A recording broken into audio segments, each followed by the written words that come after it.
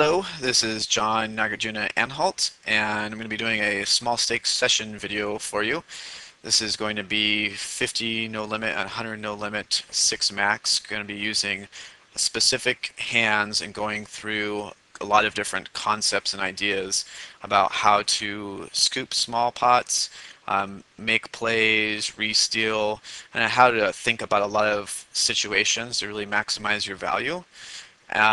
You hopefully should learn a good deal from this video. There might be some concepts that you're somewhat familiar with. I hope I can break those down in more detail and make them more clear for you. Um, so really everything in poker comes down to maximizing every opportunity that you can find and doing it. One of the major differences between marginal winning players and somewhat decent players to the good players is really capitalizing on all of those opportunities that are at the table. Um, and in order to do that, you need to, of course, know what those opportunities are. You need to be able to recognize them and be able to find them. And in order to do that, you need to be able to pay attention and be actively looking for them all the time. No matter how many tables you're playing, um, I typically play around 6 or 7 tables at a time. Um, when these hands are done, they're done with only 4 tables at a time. But regardless, you should be able to find some kind of comfort zone for yourself to maximize uh, all of these potential opportunities come up because they come up a lot. And I can just say from having coached for many years, a lot of small and mid-stakes players, that there's a lot of spots that people miss constantly. Um, and so with that, since we're going to be going over a lot of different ideas, maybe some things, like I said, that you uh, have already kind of heard of and do, and some things that you may have never have thought about or tried. Um, Bad variance in small samples can really equal some bad conclusions. You could try a bluff or a play and it doesn't work, and you'd be like, ah, that's never going to happen. So in order to avoid bad conclusions in poker, period, about no matter what you're doing, you want to keep experimenting, testing your conclusions, sharing hand histories, on forums or with your friends, talking about poker, making sure that the main thing is that you're recognizing the situation properly, and that you're executing. What happens because of that is somewhat irrelevant. Just the main point is that you want to make sure that you're recognizing the right spots and executing them properly. So to do this video, basically, I said I was going to play around 10,000 hands at 50 no limit, 100 no limit, 6 max, and go over and replay different hands I thought were interesting and kind of share my thoughts on them.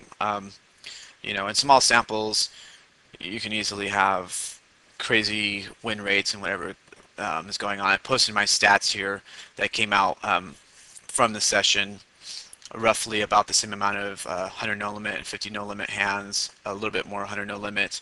And you can kind of get an idea of my stats and what I was playing.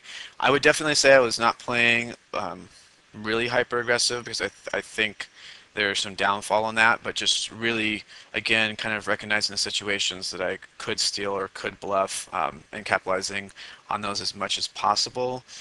Um, Not for betting a ton, I would say. Uh, 3 betting a decent amount to a point where it's aggressive to possibly make somebody make some mistakes, but not over the top to where people can really exploit it. And yeah, so without further ado, we're going to go over a number of these hands now.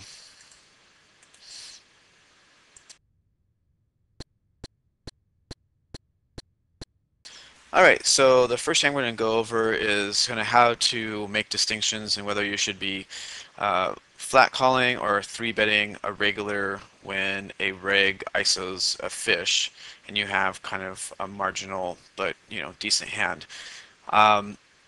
So I thought this hand kind of illustrated one of these points, and I'll show you a different one here after this. But so here we obviously have the fish and we have the reg. who is going to ISO fairly wide here, trying to get heads up in position against the fish. We have King Jack.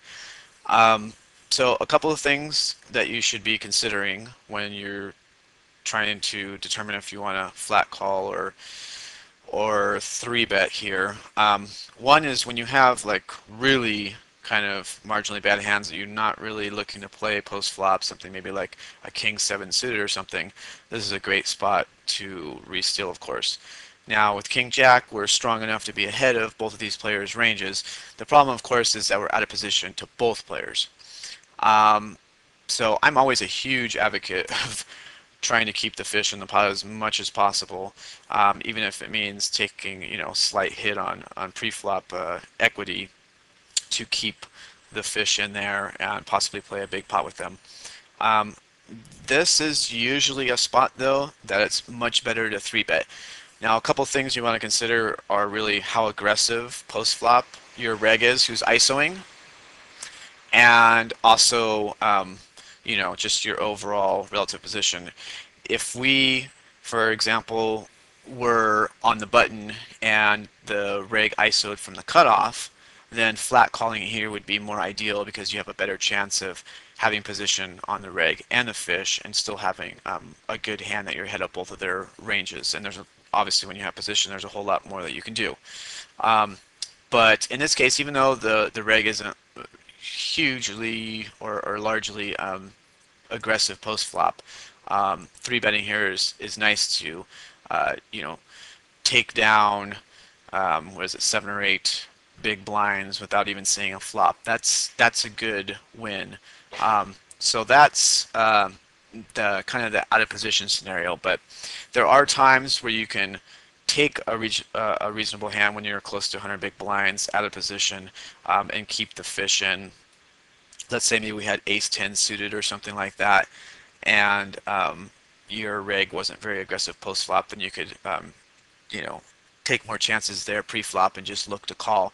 But in general, these kinds of hands are good to um, basically steal, and even on the lower end of your range, like I was saying, like a king seven suited or maybe like a queen nine suited or something along those lines as well. That would be very standard in that case. So here again is another similar example. Fish limps in, uh, pretty aggressive rig, ISOs, and you have queen seven here suited in the big blind. Definitely, since this is a hand that we're not looking to call and play post flop, we're looking mainly to steal pre flop. We re-raise and you can take down the pot. You just have to recognize and take advantage of those, and mainly do them with hands that when you are called you have something. So something with like a high card, ace king queen, would be nice if it's suited, king three suited or whatever. And not something, for example, like 8-3 offsuit or something to that effect. Technically if you really are confident you can do it with any two cards because you're mainly just looking to take it down. But if you do get called, you want something that has some kind of showdown value, especially if you're doing it out of position, because it's it's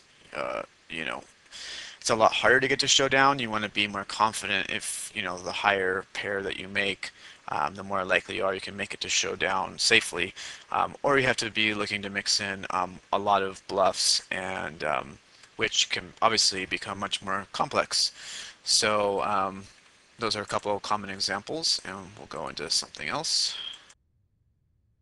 All right, so similar pre-flop strategy you can take advantage of, 3-bet squeeze. You have a regular who's a little bit too loose from early position, opening like 25% of their hands, and then kind of a fishy bad player calling, flat calling, you're on the button. With a hand like this, this is a pretty easy pot to take down a majority of the time, because clearly, obviously, your opener who's way too loose is going to have to call a large raise out of position, worry about maybe being out of position against two players, and thus the squeeze is pretty effective there. Squeezing on the button is a great play. You just want to make sure that the person opening from under the gun or the hijack has a really, a higher percentage from those positions. So I specifically in my HUD, I keep those two numbers up there because I squeeze a lot in the cutoff or button when I see these numbers get really green. So my range will get really, really wide here, and it's pretty effective. And also, just as a general strategy against regs, when you start three betting them in position, it can get quite frustrating, and you want to build that tension at the table so you could take advantage of it in later situations. Okay, so this one I kind of like to call BS leading into the pre-flop razor. I don't know. I found this a good amount at 50 no limit, a little less 100 no limit.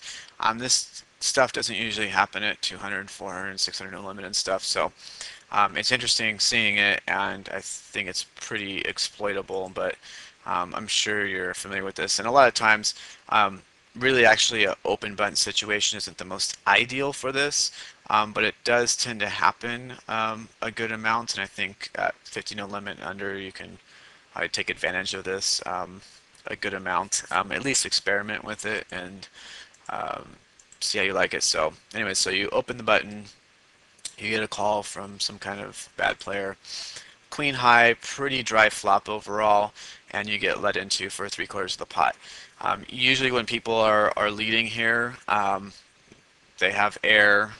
Sometimes they're going to have a draw, but it kind of depends. I mean, some of the better players obviously are going to check raise on this kind of board with a draw. Um, but sometimes, it's bottom, middle pair. It's rarely top pair or better. If, sometimes you are going to run into that, of course, and there will be certain players that just bet, bet, bet, and um, that's just part of the overall game strategy. But most of the time when you get led into like this, it's BS, and you can do yourself a favor by just you make a really small raise. Don't have to risk too much to get folds in this scenario. And it's most ideal when you have something with like a backdoor draw or an overcard. In this case, I have two backdoor draws, backdoor straight draw, backdoor nut flush draw, and an overcard. That's likely good. So you want to ideally do it in situations also where you have some kind of outs lingering out there. If I had, something maybe like, let's say 5-9 or something, then I probably wouldn't be as eager to do that. But again, there's a lot of these opportunities, so just I would say you can play around with them and experiment.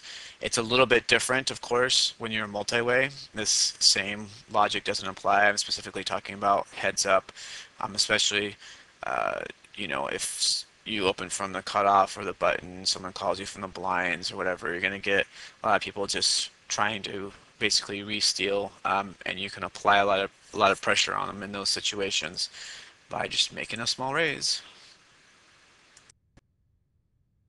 This is another kind of similar thing.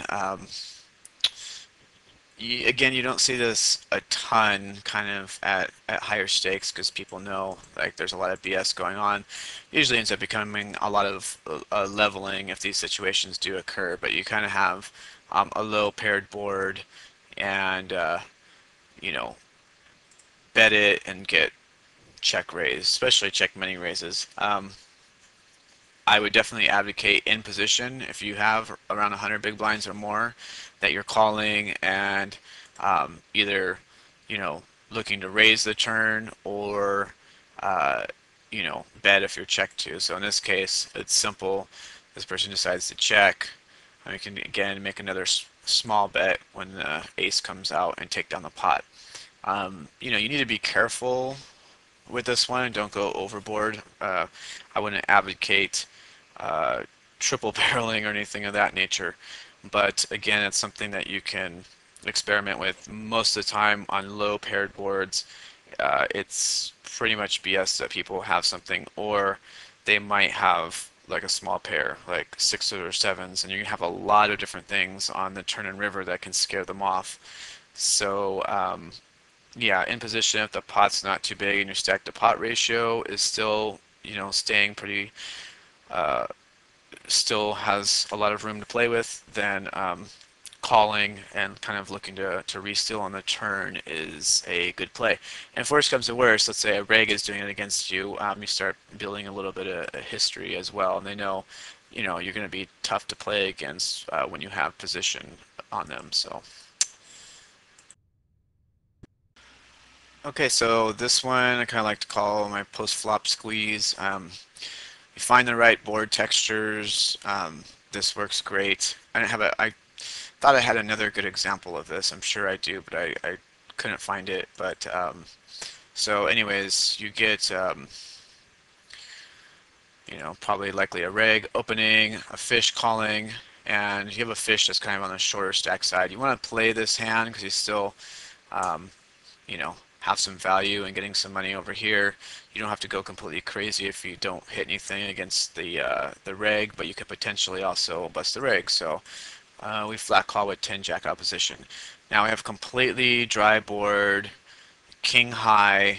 It's going to be very unlikely that someone's going to hit this very well with a backdoor flush draw and a backdoor straight draw. So um, can lead at these pots, don't have to lead big, and now you are essentially squeezing the pre-flop raiser because they kind of have to have some kind of hand in order to go along. They have to be worried about the person behind them and so on. Most of the time, especially if you pick the right board textures, you're going to get folds in this spot. This particular case actually got a call, so um, was planning to actually make a small check raise here, assuming this person isn't going to have ace king a huge percentage of the time, but it gets checked through. So that kind of tells me they have either some kind of weak king, um, probably not so much an 8 just because the person was a little bit tighter. I'm not too sure what kind of read I had on them at the time, but definitely could have some other kind of pair like queens, jacks, tens, all that kind of stuff. Um, but there's no showdown value here. It's very likely we could have something like ace 8. We probably don't have ace king, of course. There's not a whole lot that we can rep beyond missed value for a set, looking for a check raise on the turn or something like that. But a huge portion of this person's range is going to be king X or something. So you kind of have to bet on the larger side um, to steal these kinds of pots. Um, but a majority of the time, really, the point of this hand is on the flop, finding good board textures where you start squeezing the pre-flop raiser. It's good, especially like queen high, and if you happen to get like a king or an ace or something like that on the turn, it just applies. There's just a lot of pressure that puts on the person to kind of have a big hand there. They're not going to expect you to be leading with this kind of hand, and the off chances when you hit some of your backdoor hands and they have something, you can win massive pots. So it's a nice play. All right, so this one I'd like to call my little big double barrel, and I almost hate even talking about this because I've been doing this for years, still not very many people do this, and I've worked with a lot of students and taught this, so and they've found great value in it. But essentially, standard open, standard c-bet, except your c-bet is really small in relation to the pot overall, and even different than your normal c-bet sizing, which a lot of times will induce calls. Um, Now, sometimes you're going to get raises in this spot. Um, I would say, though, really at 50 no limit and below, you can exploit this a ton. 100, against some regs, you're going to get a few more raises and stuff like that, but there's a ton of other things to do, like continuing to call, or to 3-bet the flop, or just testing and seeing where someone's at. It's okay to like try something against a reg and see how they react. Sometimes you're going to be wrong, but if you don't try, you'll never know. So yeah, in essence, you're betting small. Now this isn't the best turn card to really double per se. But the idea right from the start was to bet small on a totally dry flop, looking like I'm trying to squeeze some kind of value, and then bet large. A lot of times, at least, really around the pot size, or sometimes even slightly overbet the turn. But you want to make sure, it is a pretty dry board. If you get shoved on, you're not committed in any way or anything close to that. So yeah, so make a bet, get a fold, pick up the extra money on the flop by making that small bet, getting someone to call. So, you want to make board texture is a big piece of it. You don't want to be doing it on really highly coordinated boards or things like that. But let's say it's like queen deuce four or something like that. I would do the exact same thing, small, um, and then very large, maybe slightly overbet on something like a queen high board, because it's very probable someone has ace queen, queen jack, um, queen, king queen, all that kind of stuff. So you really put a lot of pressure on them, and then if you do get a call, then you just start doing it for value. Um, that's how you really start to maximize your value. And as you know, and the reason why I'm kind of talking about some of this stuff is because most of the players you're going to be playing with are rigs, especially nowadays. Even at these stakes. So you want to make sure that you're trying different things against them, seeing how they react, and making good notes and exploiting them properly. So this one I like to call my naked flop float, and you need to be very specific about what kind of board textures and opponents that you're executing this on. My initial read, even though I didn't really have much on this opponent, was they were just um, looking to mix it up a lot, and so and with the board texture that comes out, I felt pretty confident that I could make a play on the turn. Um, if you're unsure, don't do it. Here, pretty standard open with king 10, and I get 3 bet from an aggressive fish. I'm gonna call with a lot of hands in this situation, and mostly also because they're gonna have a lot of hands. Now, kind of a little bit of the oxymoron with these kinds of opponents is they're gonna have a lot of hands, they're gonna do some stupid stuff, so you do have to um, until you get really good reads, you do have to make sure they're not going to be someone who's going to stack off with like, king three right here, or something along those lines. Um, you gotta at least hopefully have some kind of read that they're gonna fold a little bit. They're not complete maniacs and nutcases. So, here I'm obviously going to get a C bet from a ton of hands, and there's not going to be a whole lot of hands beyond queens and above, and someone who hit the jack that's going to continue on the turn. And this is what I was really hoping for is, getting the flush on the turn when I get check to standard bet, fold, scoop the pot. Um, I'm looking for ideally very coordinated boards that I can represent. That's not the most coordinated board, but there's some coordination, and it's helpful if there's like one single high card. Um, and especially in a spot where someone's going to be three betting light, they're gonna whiff those kinds of boards and are not want to continue, enough. If it's in a tighter three betting situation, then you need to not try and execute that kind of plan. So again, it's the situation and opponent, and definitely board texture that you want to focus on. Something like a 9, 10, 2 diamonds board, with whatever other card. Um, there's going to be a ton of scary cards that you can rep. Occasionally, you're going to rep the hand that your opponent has, and that is going to be part of bluffing. But more times than not, um, you're gonna scoop pots from your opponents that you would have not been able to. So, okay, next. So this one I call my fried fish bluff. There's really two variations of this, but they are pretty much similar. Essentially, you're making very highly profitable bluffs against fish in spots they're obviously weak, or they preferably had tons of different draws that they whiffed on, and you don't have to bet very much to steal the pot when you don't have anything at the end. So here, fish limps in, ISO fish, king high flops, standard C bet. Really, this is for value. Um, and get a call, check, going to check through on the the turn, and hoping to get another check on the river. And we get a check on the river, we know that either our fish has one of those three cards on the flop, or some kind of draw that missed, unlikely to have a flush. So we can represent a flush. In this spot, you have to bet a little bit on the higher end of what you would bet, because you want to get the fish off the 6 and the 4. Fish are fish, and they're stations for a reason, because they like to call bets, they don't like to fold. So, but you still can obviously get them to fold, but in this spot you need to bet a little bit larger.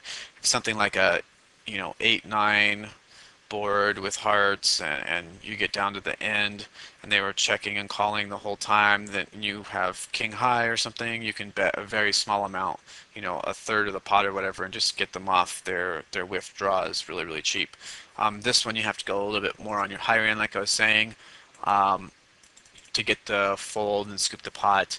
But fish are going to have something like 5-7, 5, 3, 5, like all sorts of different kinds of hands in a spot like this, and sometimes even ace high.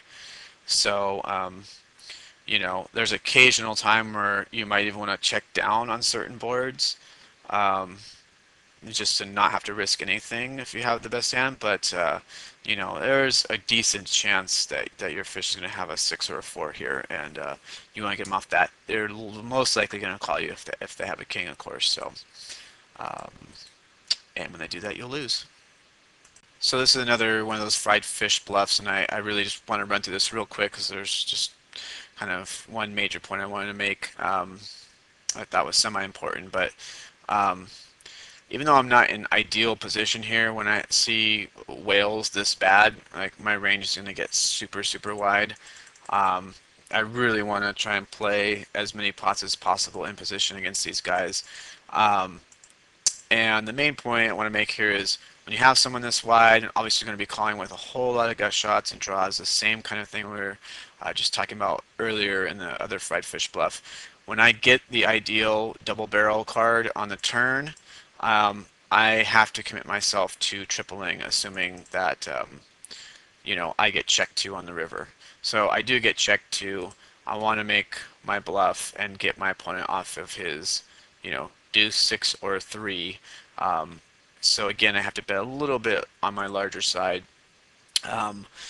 Sometimes he's going to check the flush to me, but still most of the time people won't. So, you want to follow through once you do make a plan with your double, because that's going to be a hard bet to call once you bet all 3 streets, even for a fish. And again, sometimes you're going to have those fish that will slow play some kind of random weird 2-pair or something or another. It's gonna happen sometimes, but more likely than not, as long as you're capitalizing on the situations consistently, you'll take those down more than you'll get slow played. All right, kind of debated on even putting this one in here, but this is kind of my rope-a-dope. Don't do this a ton, but there are spots when it'll come up, and there's a couple of situations of it here in this in these sessions that I played, but thought I'd go over one just because it's kind of funny. So limp in the small blind, I'm going to raise with the pretty wide range here, Jack 6, pretty standard. Get lead into me, and if you remember earlier in this video, we talked about leading into pots like this is usually pretty weak. I have an overcard, and I have initiative in the hand, so I'm going to raise, In this instance, I get called, but I love seeing the queen on the turn. That's a great card because I know that I can represent that at some point in the hand. I don't have to necessarily rep it on the turn. Um, so I can check through here, and basically my plan is if I do get checked here, I am going to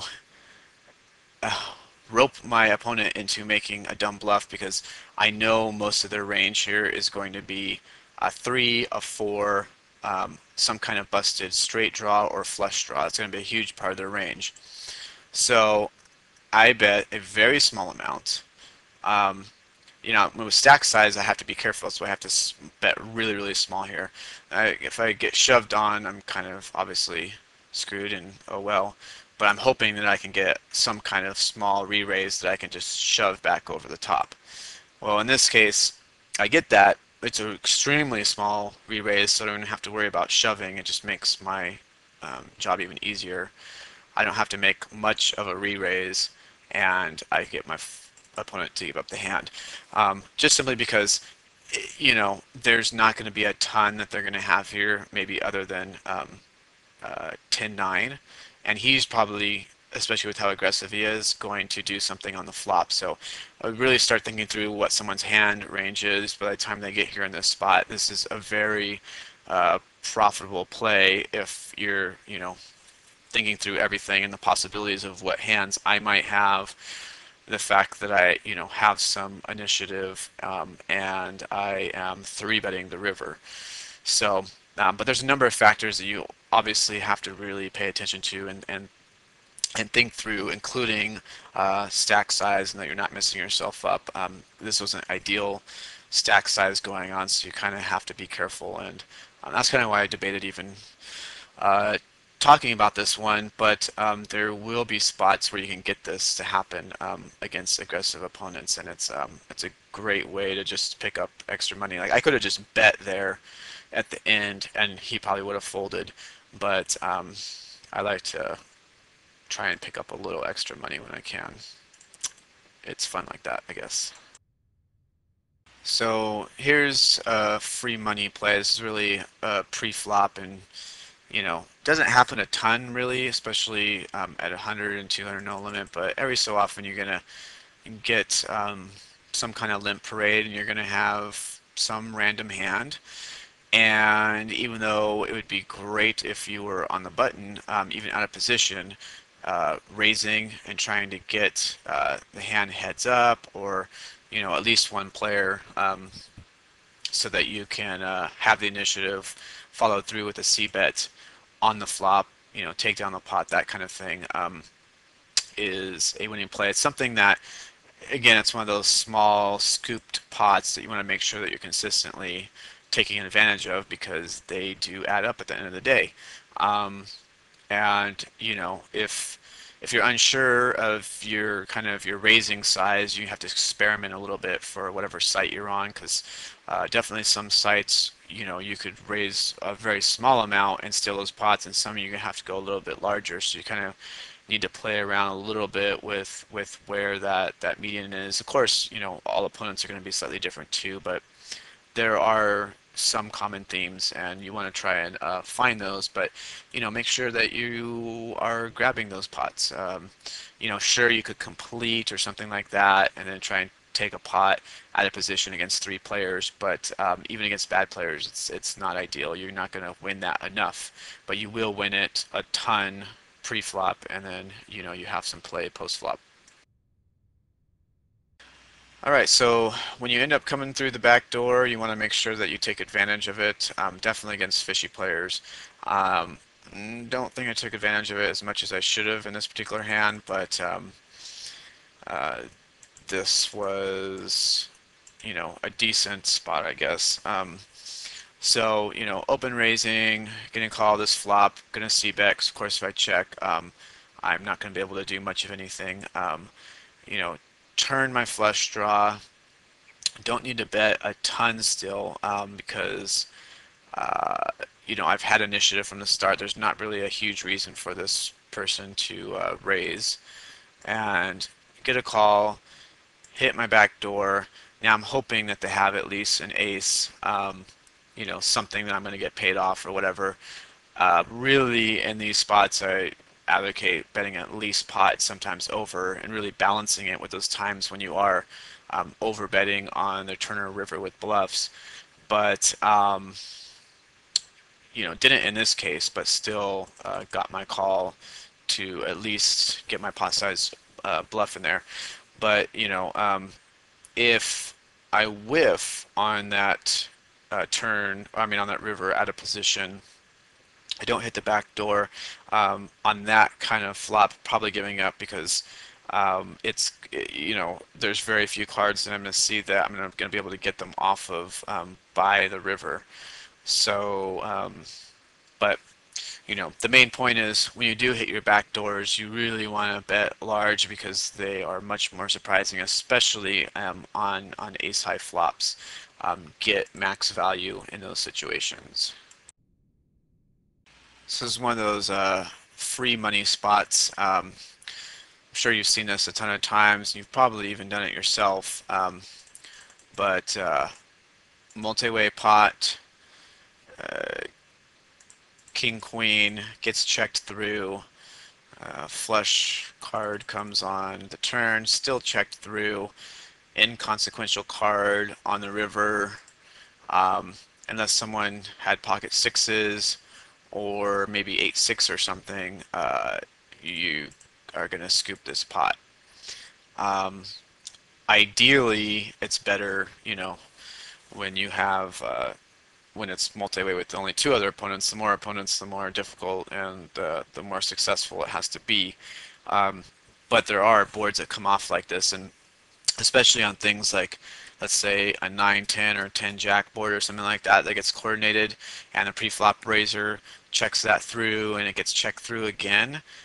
No one's going to be slow playing on those kinds of board textures, so you can oftentimes bet or check raise or something and steal those pots a huge percentage of the time. So you just want to be aware of those. The more coordinated they are and the less action that there are, because that will happen multi-way. Then those are pots that just nobody has anything, or no one's going to be looking to really take anything down. So the more coordination, the more checks equals the weaker the hand and the more free money available. All right, so hope you enjoyed the video and you got to learn a couple things. Basically, just experiment. If there's a couple things you saw in the video you want to try, play around with them, stay patient. Definitely, don't draw your conclusions too fast. Share your experiences with your fellow poker players and on forums and get feedback and opinion. And do things so that you're getting your opponents to have to think about a situation, especially your multi-tabling regs, because you'll find that if you do something that makes them have to stop and think, a lot of times you'll get a lot more folds. That's not necessarily the case with weaker players or fish. A lot of times, if you get them confused, confusion can lead to curiosity, which can lead to more calls. So you want to be careful about that. But against your regs, do some things that get them to stop and actually have to go through and think about a situation, and you're going to find a lot more folds as well. So hope you're out there scooping a few more pots. This has been John Anhalt for Leakbuster. Take care.